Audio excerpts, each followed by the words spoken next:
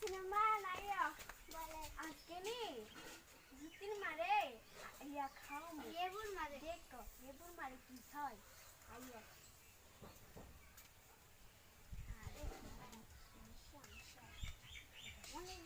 আসো আসো অনেক মজা আসো লেবুর মা তোমার জন্য খাওয়া নিয়ে এসেছি